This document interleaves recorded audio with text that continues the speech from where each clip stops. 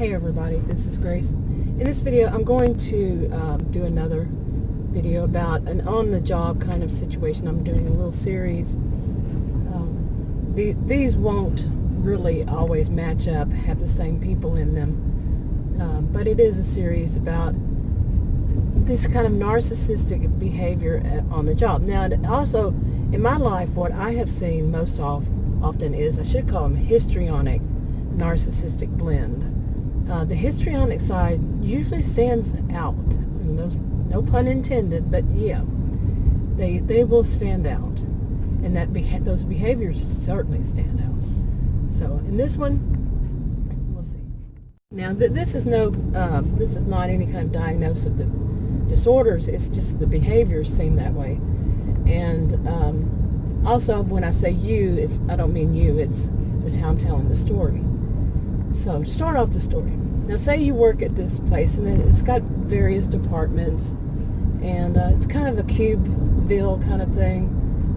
Each department has their own sets of cubes, and then they have an interior, a central lunchroom, break room for everybody. Anybody can be in there from any department, and that's basically how many people learn, meet other people from other departments. And these are hypothetical, fictional stories. No real person. Okay, and you in this office, your lunchtime, there's one guy. There's a lot of other people, but there's one man, and let's call him Terry. Okay, he really, he has the same lunch hour you do, and he really sits there and just talks so much about himself and so much about what his plans are. He talks about his plans for the future and what he thinks should go on at that job. And his plans for the future is that he wants to get into management. Now, he is not someone you would think would be in management, but do we ever? That's just funny. But he really doesn't understand how the business at all and what other people in other departments do. All he knows is what he thinks. It seems like, he knows his job, his one, but he seems to think he knows about all of them, and he doesn't. Okay, he will say how your department should run their part of it, their side of it. And you're like, let's hope this one doesn't get into management. No way. So overall, he is just very obnoxious. He brags about himself. And other people try to avoid him. They don't want to even sit at his table, anywhere near him, because that's all he does. And he makes sure that, everybody hears him. He has a couple of people, think of them as what people call these days narcissistic flying monkeys, He's just reeled them in. And anybody who says anything kind of any way negative toward him, they'll pounce. Okay, because they just see him as the greatest thing. And it could be that they see that he has that drive, that he's determined he's going to become, get in management, so they want to be, kissing up with him already. You see. Okay, where did I leave off? But, yeah, Terry. Okay, he's a braggart. He talks all about himself, and you recognize it for what it is. It's narcissistic behavior. He has a love for himself, and he expects everybody to be proud of him and really supportive of him, that he's going to make it into management.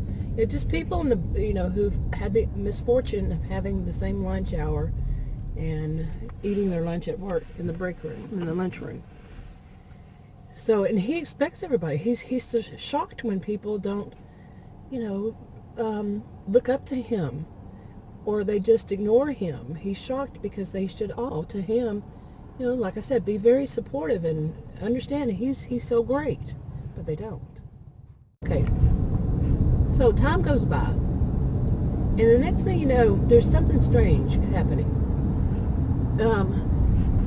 Terry is being cross-trained in various departments, not working in them, but cross-trained. Seems he asked for that, and guess what? In your department, you're the one who has to cross-train him. And you find he talks about it. He doesn't care. He will talk about it, that he stated that he asked. He wants to learn the whole company. And then when you finally get him to shut up about himself long enough that you can start training him, you find that all he wants to do instead, it seems, is to tell you how you're doing your job wrong. And you've been doing your job for a long time. He does not even know anything about it, but he's telling you that you are doing it wrong, and that it would be better if you did it this way. And you know the way that what he's saying is so wrong will wind up causing so many problems. But he persists. He won't stop. He thinks he knows it all. Okay, and you continue to train him. You're calm but firm. This is how it's done. Okay, make sure you know that you have told him how it works, and somehow you have it documented or something. Maybe take a video of it, so that it proves you taught him the job the way it's supposed to be. And I think many people can see where this is going. And yes, he gets cross-trained in all positions, and this goes over time, of course. But at some point, what you learn is he is in management and training. Okay, so that's why he's being cross-trained. You know, he had asked for it, and yes, he had that drive to go for that. But he doesn't have the knowledge. He is really not all that bright, and doesn't understand concepts, is too concerned with what his own view on how things should be done and not what works. And like I said, you know that in your own department, what he said you should be doing would not work. Okay. Now, you have been at this company for a while, and you start to see things that you don't like happening. They changed the management and all, and one of the things that you see is something I have actually seen in my life. Okay, basically what it was in my own personal experience was that they changed management, and they hired new people straight off the street, kind of thing. You know, have you ever heard that? I've heard that more than once, more than one place. Is that they just hire anybody for a position, so that way they can mold them. Yeah, mold them into a way that they're not doing things exactly illegal, but they're doing things that fringe on it. And in this case with Terry, that's what it is. He doesn't realize that they're setting him up to take the fall. Now, of course, in some things, and it depends on where you live, really, I guess, and it depends on the laws there.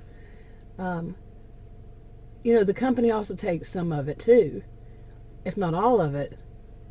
But that person also could be affected, and might not be able to work in that field ever again, might not be able to work again, you know. So Terry is being set up. He thinks he's above it all, and he's proven himself that he's so great. That's why he, you know, one of the things, you know, is just his way to charge in and say, you're doing it wrong, and I have the right way for you to do it, and this is how it should be done. But on the outside, you're looking at it, and you're saying, before you know all this, before you put it all together, you're saying, how could it be that somebody who has absolutely no knowledge of what they're doing, of what we're doing, of what it should be done, is getting ahead, is, you know, getting into management, and now they're having him as management training. What's going on? And you start to realize it, but that's because you think. You have a brain. You connect the dots.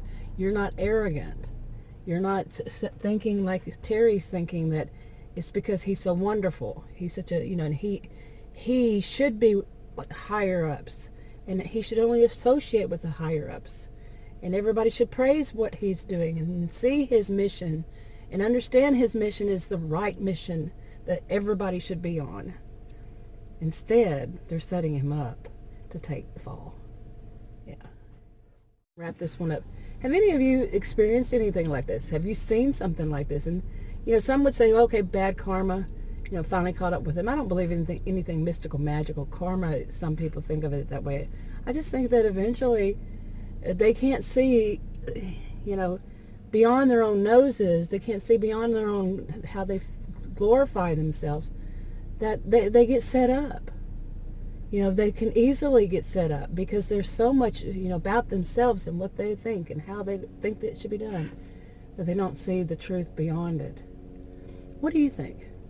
Now, I also believe that, some bad karma catches up with them, but then they just keep, they might fall down, but they get up and they keep going because they find new people or new places, and they con themselves right back into something. They con the people to let them into it.